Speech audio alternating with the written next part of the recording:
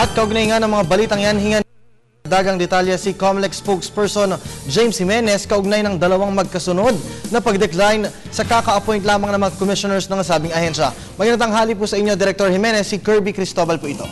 Magandang tanghali po. Apo, Director Jimenez, for formality lang po, ano po ang formal na, totoo po bang nagparating na po ng pag-decline po? Ito pong dalawang latest na in-appoint po ni Pangulong Aquino na mga commissioners. Tama po. Si Attorney Sardillo po ay kahapon lumabas yung kanyang pag-decline at si Ambassador Lanto kaninang umaga po. Opo. Sir, gaano po ka-importante ang papel po ng dalawang pinuno sa dalawang vacancies po na iniwan po ni Commissioner Sarmiento at ng isa pa dyan po sa COMELEC?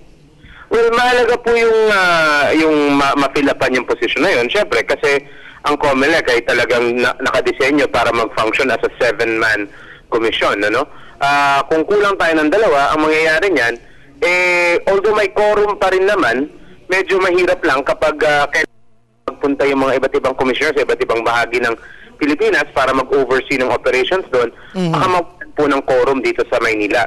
Kung mawawalan ng quorum, hindi makakapag-function ng tama ang commission. Opo. Director Jimenez, para lamang po sa kapatiran ng lahat, bago po ba mag-appoint ng isang commissioner sa COMELEC po, meron po bang recommendation po na ginagawa po mismo ang inyong ahensya para po ibigay kay Pangulong Aquino at bago po ihayag ni Pangulong Aquino ang appointment ng isang tao? Wala pong nilalabas na rekomendasyon ang COMELEC officially. Yung COMELEC mismo hindi yan nag-i-issue ng shortlist or ng recommendation. Bagaman meron tayong mga nakikita, yung mga employees organizations, nagsasabi sila.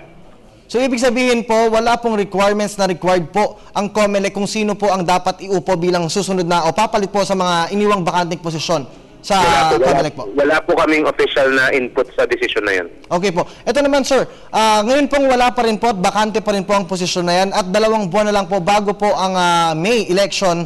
Ano po ang ginagawa ngayon ng ahensya para po mapunan po yung dalawang vacancies na ito? Well, sa ngayon hindi naman natin na nararamdaman ng yung kakulangan ng dalawang commissioner. Kasi medyo may time pa tayo and hindi pa rin naman nawawalan ng quorum.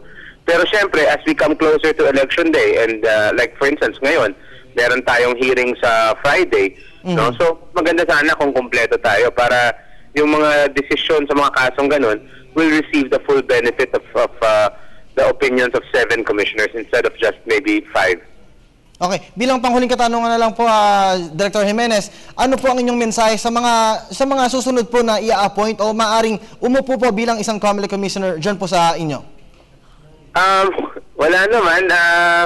Ang sa amin lang, basta yung hinihintay lang namin kung ano yung appointment na bababa from Malacanang.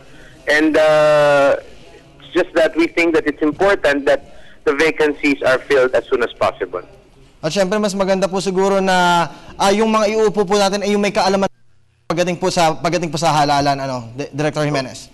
Well, yung mga kandidato naman, i-vet naman yan. So I'm sure hindi naman sila maglalagay dito ng walang kaalam-alam sa election.